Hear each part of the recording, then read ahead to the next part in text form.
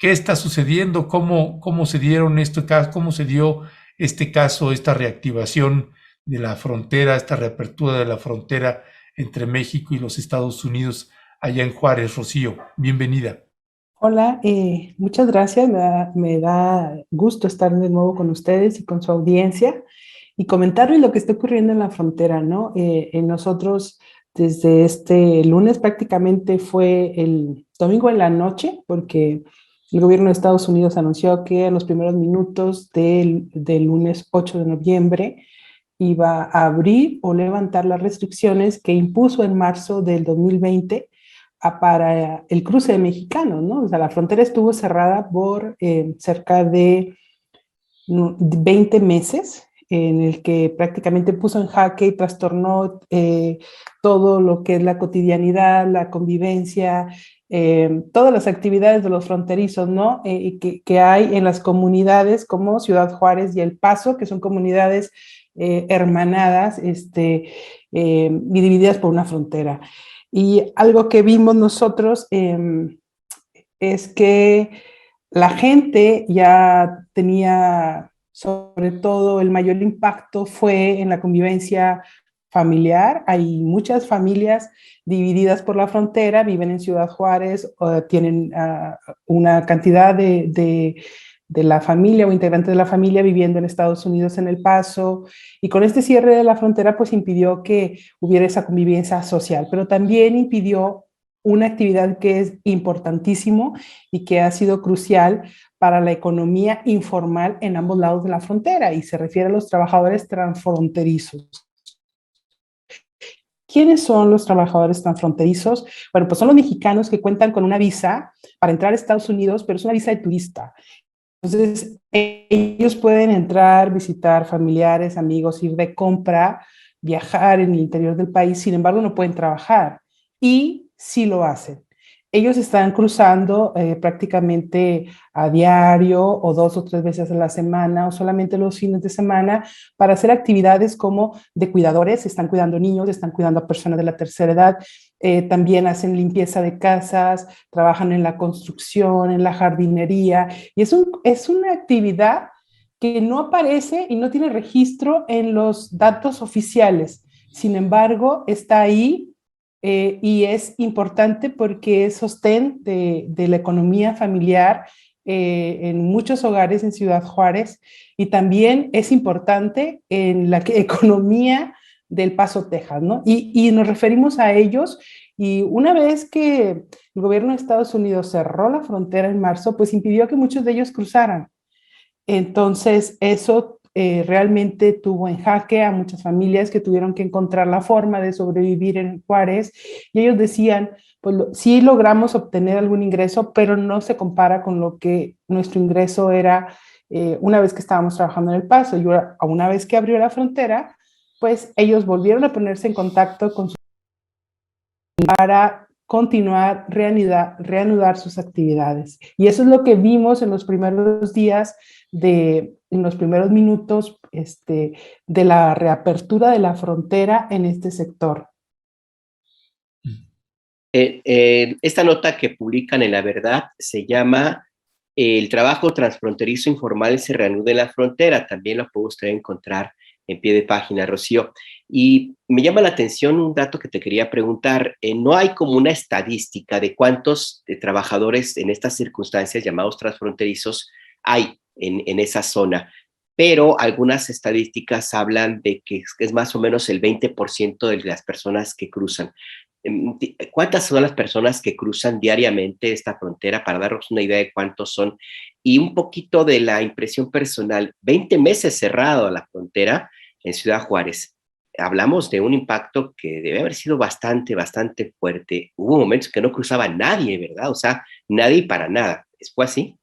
Sí, varias cosas. Empezando por el cierre, el gobierno de Estados Unidos lo decretó en marzo del 2020, y en las primeras semanas realmente no había cruce ni de sur ni de norte. Después se fueron relajando las restricciones, y empezó el cruce solamente de residentes de Estados Unidos, ciudadanos estadounidenses. Eran los únicos que podían ir y venir. Los mexicanos no podíamos cruzar ningún fronterizo, ¿no? Más que para actividades esenciales. ¿Qué eran esenciales? Pues lo consideraban para alguna actividad económica relacionada a lo mejor con la industria maquiladora, como era el comercio exterior, algunas actividades relacionadas con cuestiones de salud, pero a partir de ahí no se podía visitar a familias, amigos, no se podía ir de compras, no se podía viajar por vía terrestre hacia Estados Unidos. Eso implicó el cierre. Ahora, sobre los datos, efectivamente no hay un dato. ¿Por qué? Porque ahorita en el inicio yo decía, ellos son como invisibles en los datos oficiales, no los registra México, no los registra Estados Unidos, sin embargo son una importante fuerza de trabajo informal en ambos lados.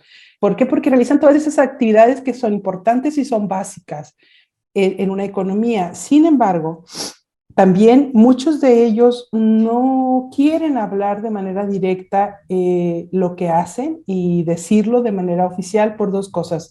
Esto tendría una implicación en su situación migratoria.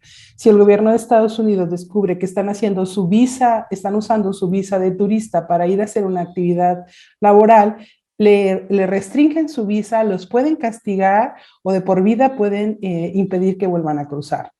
Son gente que se la juega todos los días y que lo hace por tener un mayor ingreso y poder tener una mejor calidad de vida que lo que podrían obtener de este lado de la frontera. Es por eso que no hay un registro. Sin embargo, hay académicos, estudiosos que tienen años documentando y tratando de estimar con encuestas que aplican a pie de puentes, a pie de cruces, y han podido estimar que más o menos como un 20% de los que cruzan. Nosotros todavía hasta marzo de 2020, cuando se cerró la frontera, estimábamos con base a datos oficiales, incluso del mismo gobierno de Estados Unidos, que había una interacción de unos 60,000 personas que cruzan a diario por esta zona fronteriza. Entonces, ese es más o menos para que nos demos una idea de la cantidad que puede implicar. O sea, 12,000 personas trabajadores fronterizos, más o menos. Exacto. Ok. Rocío Gallegos, parte de la audiencia, alguien de la audiencia, que es Adriana Covarrubias, nos dice, por favor, pregunten a la reportera si están pidiendo pruebas COVID aparte del certificado. No, en cruces terrestres no están pidiendo pruebas. E incluso el procedimiento es el siguiente: la persona llega, si es cruce terrestre, la persona llega a la garita y el oficial a discreción le puede solamente preguntar de manera verbal si cuenta con el certificado y las vacunas, y la persona dice que sí. A discreción va a solicitar los documentos.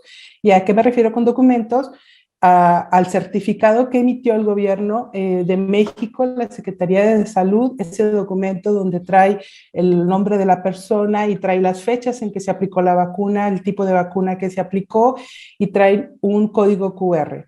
Pero incluso la presentación de ese documento no es de manera rigurosa, no se está solicitando a todos. Solamente basta incluso con la declaración que cuentas con ese documento, pero el problema es que si tú llegas a cruzar para jugártela y te piden el documento y no lo traes, puedes tener consecuencia porque te pueden retirar la visa y regresarte a México.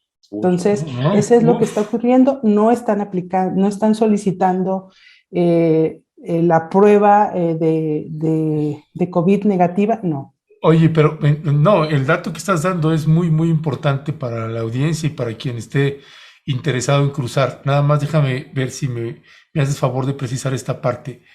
Si yo como ciudadano mexicano cruzo la frontera y ya dentro del territorio, o no solo, o en el cruce, o ya dentro del territorio, o en la garita, me piden la prueba y no la tengo, ¿puedo perder la visa?